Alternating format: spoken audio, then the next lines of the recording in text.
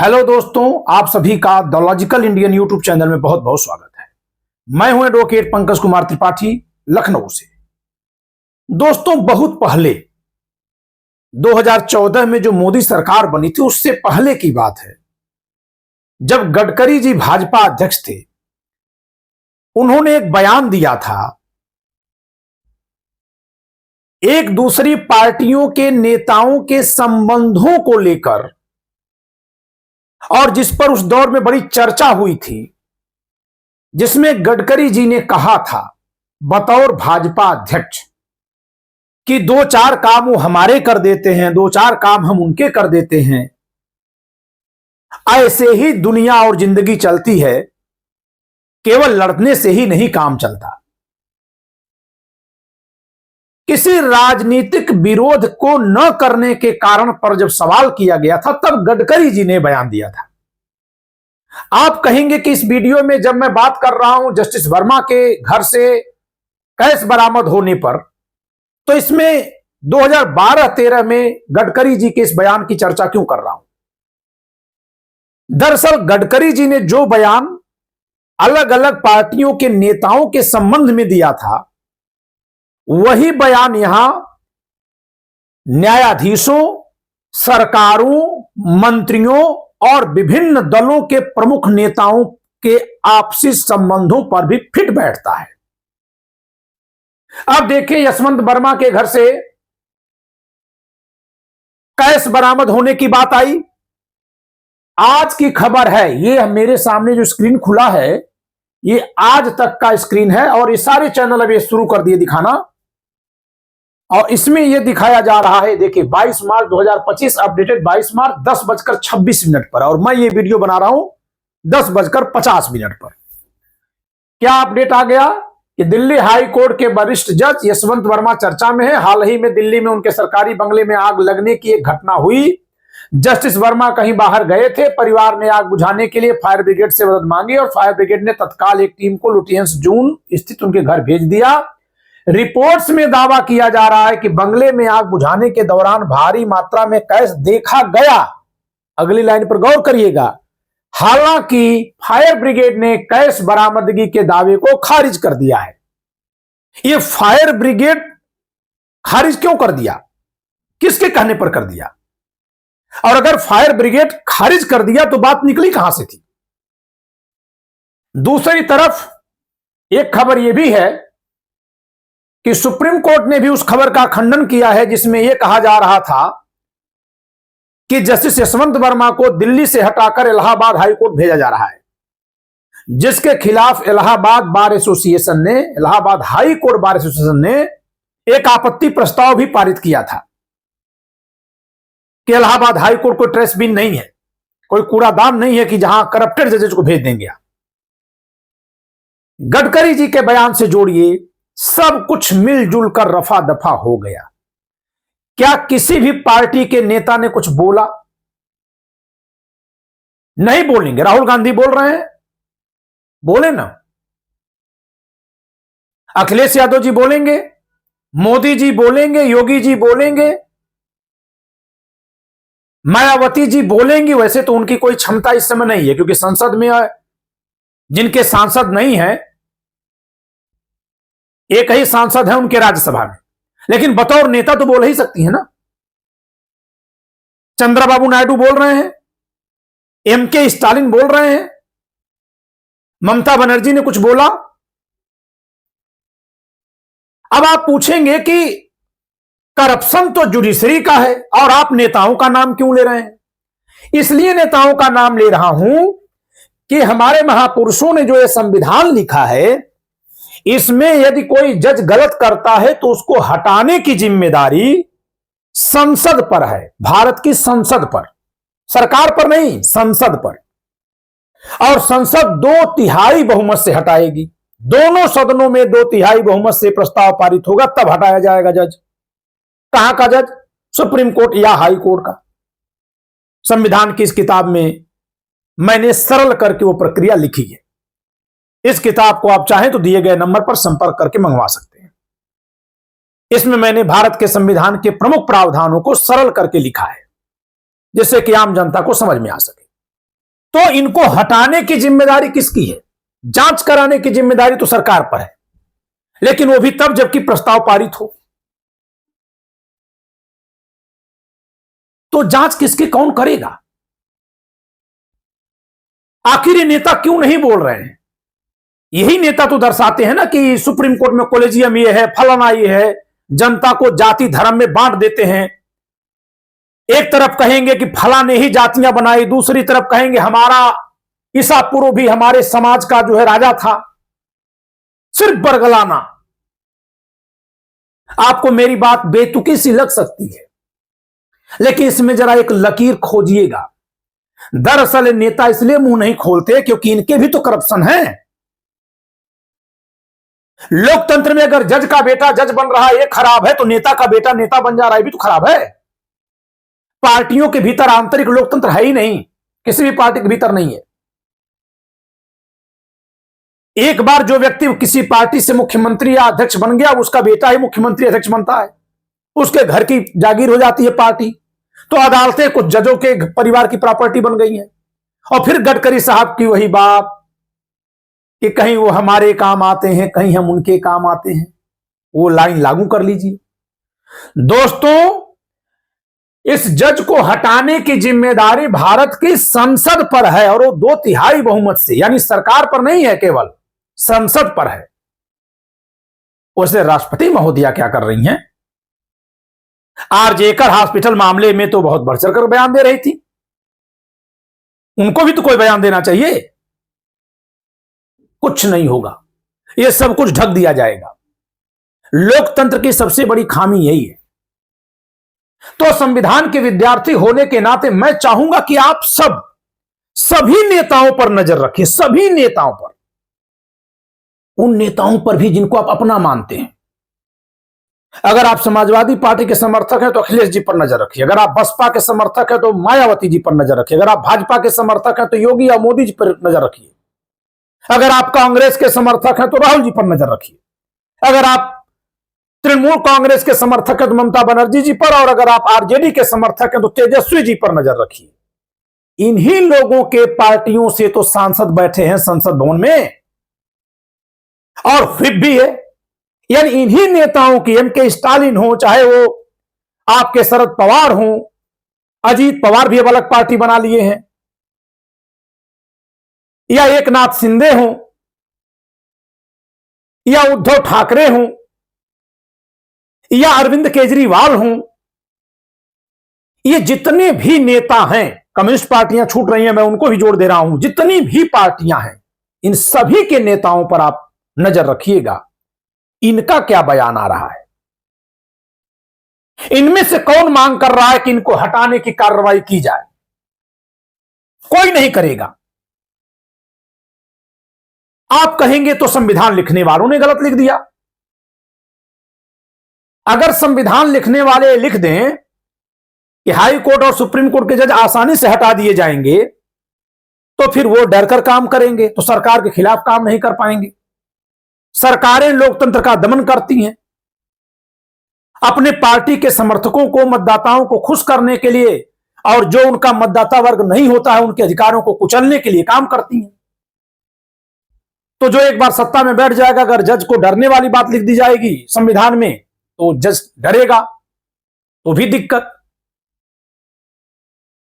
तो फिर यह दिक्कत हो कहां से रही है? यह दिक्कत हो रही है जनता के संविधान न समझने से। जनता समझती है बस जाति धर्म देख कर वोट दे दो। अभी देखिए ना, कुछ दिन पहले तक हिंदू मुसलमान चल रहा था, अब उसमें बौद्ध बिहार का एंगल आ गया। और ये बौद्ध बिहार का एंगल लाने वाले लोग समझ रहे थे कि वो संविधानवादी हैं, और फिर उन्होंने दावा करना शुरू कर दिया कि संविधान तो बुद्ध धर्म के हिसाब से लिखा गया है। बाबा साहब बुद्ध के अनुयायी बनने वाले थे, इस नाते जब उनको मौका मिला तो बुद्ध धर्म के हिसाब से संविधान लिख दिए।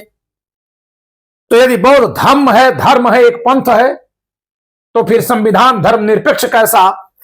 यह सवाल उठने लगेगा कुछ दिन के बाद। वो भोले भाले लोग जान नहीं रहे कितना खतरनाक सवाल पैदा करने जा रहे हैं। आने वाले भविष्य में शुरू हो जाएगा कि यह संविधान तो केवल बौद्धों का है, जो बौद्ध पथ मानने वाले हैं। और इस संविधान में लिखी बात को ही तो नकारना है। तो कैसे न करवाएगा, जनता को बांटकर गुमराह करके। मैं इसीलिए कह रहा हूं कि जज के घर में केस बरामद हुआ, जज पर कम नजर रखिए। जज को जो सजा देने की शक्ति संविधान में जिन्हें दी गई उन पर नजर ज्यादा रखिए। अगली बात कहूंगा कि जज के पास इतना कैश क्यों आया। अगर एक जज के घर में कैश है तो फिर सारे जज के घरों की छानबीन क्यों नहीं कर ली जा रही, छापा क्यों नहीं पड़ जा रहा है। छापा डालने की जरूरत क्या है। किसी भी एक पार्टी को देख लीजिए, या पार्टी में प्रमुख नहीं भी रहा, केवल नेता रहा है, उसी व्यक्ति को देख लीजिए, आप उसकी संपत्तियों का आकलन करवा लीजिए। चलिए स्वामी प्रसाद मौर्य की ही बात कर लेते हैं। मुझे नहीं पता उनके पास कितनी प्रॉपर्टी, मुझे पता नहीं है, लेकिन लोकसभा चुनाव में तो भरते ही होंगे ब्यौरा। एक सांसद या मंत्री को कोई वेतन बहुत ज्यादा नहीं मिलता, भत्ता यानी सुविधा मिलती है, फ्री में आने जाने का, फ्री में खाने का, ताकि गरीब से गरीब आदमी आ सके। फिर अगर इनके पास, मैं एक उदाहरण दे रहा हूं स्वामी प्रसाद मौर्य जी का, मैं केवल एक उदाहरण भर दे रहा हूं। यदि उनके पास प्रॉपर्टी अकूत बन गई तो कहां से बनी। अखिलेश यादव जी की बात कर लेते हैं। मुलायम सिंह यादव जी एक मामूली शिक्षक थे। मुख्यमंत्री कमाई नहीं कर सकता। मुख्यमंत्री का वेतन पता कर लीजिए, प्राइमरी स्कूल के मास्टर के बराबर है। उसको जब तक वो पद पर है तब तक वेतन सुविधा मिलती है। यदि इनके पास अकूत संपत्तियां आई तो कहां से आई। चलिए अखिलेश जी को छोड़ दीजिए, प्रतीक यादव जी के पास आई तो कहां से आई। इस तरह से किसी भी पार्टी के किसी भी मुखिया को देख लीजिए। कांग्रेस के राहुल गांधी पर तो बहुत बार आरोप लगा कि अकूत संपत्ति है, लेकिन साबित लोग नहीं कर पाए। अमित शाह के बेटे जय शाह के पास इतनी संपत्ति अगर आई तो कहां से आई। तो जांच किसको करना है, किसके कहने पर करना है। अदालतों के कहने पर या तो जांच होगी या सरकार के कहने पर जांच होगी, और दोनों में बैठे लोगों के पास अकूत संपत्तियां हैं। भाई चाहे जयललिता हो, चाहे सिद्धारमैया हो, और चाहे येदुरप्पा हो, सबके पास अकूत संपत्ति, चाहे शिबू सोरेन हो, सबके पास अकूत संपत्ति। तो कौन किसको जांचेगा। चिराग पासवान के पास अगर संपत्ति है, कई करोड़ रुपए की संपत्ति यदि है, तो कहां से आई होगी। संविधान तो यही कहता है कि उनके पिताजी सांसद या मंत्री थे तो वो केवल वेतन भत्ता मिला, मामूली सी पेंशन मिलती है, संपत्ति के अनुपात में मामूली सी मिलती है। फिर अगर कई करोड़ की संपत्तियां बन गई तो कहां से बन गई। तो जब खुलेआम चोरियां दिखाई दे रही हैं तो छापा किसके घर में क्या मारना है। कहीं किसी छापा मारने की जरूरत नहीं है। जो आगे बढ़ गया है, जिस किसी जाति से, ध्यान दीजिएगा मेरी इस बात पर, जिस किसी जाति से जो आगे बढ़ गया है, उन सभी लोगों का अपना एक कुनबा हो गया है। तुम मेरी ढको, मैं तेरी ढकूंगा। अपनी अपनी जात की बातें केवल नेता इसलिए करते हैं ताकि उनका वो वोट बैंक उनके पास सलामत रहे और आसानी से उनको मिल भी जाता है। तो जैसी कि पहले से ही आशंका थी कि जज साहब का कुछ नहीं बिगड़ेगा, क्योंकि जिनको बिगाड़ना है वो पहले से इनसे ज्यादा भ्रष्ट हैं, और इसलिए आज ये रिपोर्ट आ गई कि फायर ब्रिगेड के ऑफिसर ने कह दिया कि नहीं, ऐसा कोई बरामदगी हम तो नहीं देखे हैं, स्रोत ही खारिज हो गया। तो जितना कुछ मीडिया में चला सबको अफवाह मान लिया जाएगा। ये क्यों हो रहा है, किसका कैस है, पहले तो ये भी पता करना होगा। और यदि जज साहब ने कैस ले लिया तो किस मामले में लिया। क्योंकि अगर हाई कोर्ट का जज पैसा लेने पर आ जाए तो उसके सामने प्रतिदिन 100-150 मुकदमे लगते हैं, प्रतिदिन लगते हैं। वो कितने रुपए कमा सकता है, कितने। तो यह भी संभव है कि वो केस के बजाय किसी और माध्यम से पैसे कमा रहा हो। जैसे जुडिशियल सर्विसेज में जो भर्ती होती है उसके इंटरव्यू बोर्ड में बैठते हैं लोग, एचजेएस की भर्तियां होती हैं, हायर जुडिशियल सर्विसेज की, यहां से भी पैसे लाए जा सकते हैं। या किसी और का पैसा हो जिसे जज के घर में इसलिए रखा गया है ताकि वहां छापा ना पड़े, किसी का भी हो सकता है। अब सत्ता पक्ष वाले के यहां तो छापा पड़ता नहीं है, तो किसी विपक्ष के नेता का भी हो सकता है। इसका पैसा, पहले तो पैसा था कहां, अब कहां पैसा। एक आरोप पर और चर्चा करके वीडियो बंद करूंगा कि रंजन गोगोई साहब जब चीफ जस्टिस बने थे, जो उन 5 जजेज में शामिल थे जो उस समय के चीफ जस्टिस दीपक मिश्रा जी के क्रियाकलापों से नाखुश होकर के प्रेस कॉन्फ्रेंस किए थे। जब रंजन गोगोई जी चीफ जस्टिस बने तो उन पर उन्हीं की एक सहयोगी महिला कर्मी ने छेड़खानी का आरोप लगाया। उस छेड़खानी के आरोप की जांच दी गई सेकेंड सीनियर मोस्ट जज को, जो अगले सीजीआई बनने वाले थे, बोबड़े साहब, जिनको लेकर तो बहुत कुछ कहा गया कि वो कभी गोल्फ खेलते हैं, 50 लाख की गाड़ी से चलते हैं, क्या क्या था। और गोगोई साहब के ही कार्यकाल में राम मंदिर का फैसला आया। जिस दिन उन पर छेड़खानी का आरोप लगा, राफेल का मुद्दा भी उसी समय उनके सामने था। सारे फैसले सरकार के पक्ष में गए। जिस दिन से वो आरोप लगा उस दिन के बाद से सारे फैसले रंजन गोगोई के समय के सरकार के पक्ष में गए, खुलेआम जाने लगे। और बोबड़े साहब की अध्यक्षता में जो कमेटी बनी थी, जब सारे महत्वपूर्ण विषयों पर फैसले दे दिया रंजन गोगोई की पीठ ने, तब उन्होंने क्लीन चिट दे दिया कि इस महिला ने झूठे आरोप लगाए थे। तो फिर महिला पर जांच बैठ गई। बाद में बोबड़े साहब जब सीजीआई बन गए तो बोले महिला के आरोप सही थे और फिर से उसको बहाल कर दिया गया। न्याय था कहां? किसी और ने कुछ क्यों नहीं बोला? इसलिए नहीं बोल रहे हैं, जो लोग बोल रहे हैं वो सिविल सोसाइटी के लोग हैं, नेता लोग नहीं बोल रहे हैं। क्योंकि लोकतंत्र में जब दागदार नेताओं को हमने चुन रखा है या कहीं ना कहीं से वो गलत में लिप्त हैं, उनकी भी कोई गलती नहीं। नेताओं के पीछे जो फौज घूमती है वो कौन लोगों की होती है? वो क्या समाज सेवी होते हैं? जी नहीं। कहीं किसी को ठेका लेना होता है, टेंडर लेना होता है, शराब की दुकान खोलनी होती है, कहीं जमीन कब्जाए हैं वहां पे कब्जा बहाल रखना होता है, ऐसे लोग तो होते हैं। नेता को साथ देते हैं, नेता आगे चल करके उनका बचाव करता है, यही लोकतंत्र हो गया है। तो रंजन गोगोई के मामले में जो हुआ वही यहां भी होना है, जस्टिस यशवंत वर्मा के मामले में। हाँ, इतना जल्दी हो जाएगा इसका अंदाजा नहीं था। जैसे कि खबर आ रही है कि सुप्रीम कोर्ट ने भी कह दिया कि उनके ट्रांसफर की खबर गलत थी और दिल्ली फायर ब्रिगेड के अफसरों ने कह दिया कि हमने तो कैश बरामदगी की कोई बात की ही नहीं थी। वहां कहां कैश बरामद हुआ है? कुल मिलाकर मामला रफा दफा है। लेकिन इतनी बड़ी घटना पर सत्ता में बैठे नेताओं के मौन को तो आप देख ही रहे हैं। विपक्ष के सारे नेता क्यों मौन हैं, इसे पढ़ने की कोशिश करिएगा, इसे समझने की कोशिश करिएगा और तब आप जानिएगा कि संविधान के अधीन शक्ति मिलने पर केवल किसी जात या धर्म के लोग गलत होते हैं, यह जो सोचते हैं आप, ये गलत है। हर कोई गलत हो सकता है। और यही बात संविधान निर्माण के समय पर बाबा साहब ने कही थी कि संविधान तभी तक सुरक्षित रहेगा जब तक ये सही लोगों के हाथ में रहेगा। यदि आपने इसे गलत लोगों के हाथ में दिया, मैं बाबा साहब के वाक्य को बदल रहा हूं थोड़ा सा। बाबा साहब ने कहा यदि गलत लोगों के हाथ में चला गया, लेकिन मैं कह रहा हूं कि लोकतंत्र में चला कैसे गया? हमने दिया, जनता ने दिया। तो यदि आपने गलत लोगों के हाथ में संविधान सौंप दिया तो यह संविधान नहीं चल पाएगा। आप औरंगजेब और सम्राट अशोक की कहानियों में उलझे रहिए। सरकार टैक्स इंपोज करती है, एक महिला बनारस से चलती है, 4 बाग आलमबाग जो लखनऊ का हॉट जोन है, जहां रात दिन लाइट है, पुलिस है, सब कुछ है, वहां से एक अपराधी, दुर्दांत अपराधी उसे उठा लेता है, वहां से 20-25 किलोमीटर दूर ले जाकर के गैंग रेप करके उसको मार डालता है और सब कुछ सही चल रहा है, सब सही चल रहा है, किसी की कोई जिम्मेदारी नहीं। पुलिस अगले दिन अपराधी को पकड़ती है, शूट कर देती है, अपराधी ढेर हो जाता है।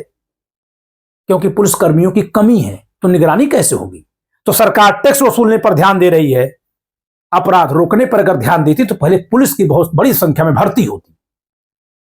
सरकार यदि न्याय करवाने पर ध्यान देती तो बहुत बड़े पैमाने पर अदालतों में जजों की भर्ती होती। ऐसा न होने से हर तरफ अन्याय व्याप्त हो गया है। और अन्याय क्यों पैदा किया जा रहा है?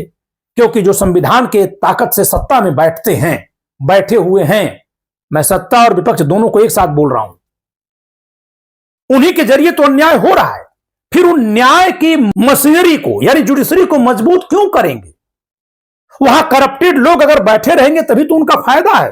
गडकरी जी के वाक्य को याद करिए, वो दो हमारी बात मानते, हम दो उनकी, इसीलिए मान लेते हैं। अगर वहां न्यायपालिका में सारे अच्छे साफ सुथरे बैठ जाएंगे तो इनकी गंदगी कौन ढकेगा? तो आप जुडिशरी में भी उसी तरह के लोग पहुंचने लगे हैं, पहुंच गए हैं जैसे सारी पार्टियों में लोग हैं। संविधान को आप पढ़ते रहिए, समझते रहिए। एक मंत्र देता हूं, यदि आप अपने मन में जाति और धर्म के आधार पर लोगों से नफरत करते रहेंगे तो यही देश बनेगा जो आज बनता हुआ दिख रहा है, चाहे आधार आपका कोई भी हो। इस वीडियो में इतना ही। जय संविधान।